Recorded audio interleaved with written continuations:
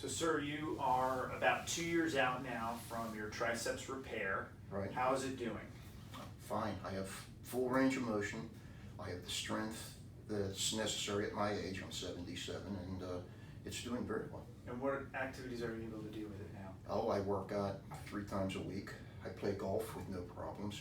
I have full range of motion, and I can do a lot of reasonably heavy resistance on that. Excellent. Let me take a look here at your incision in the back. Okay. So here we can see his incision. We kept it off of the electrodon process, and you can see he's got a normal elbow contour here. So if I have you go at full extension and press against me here, like that, and he's got very, very good strength.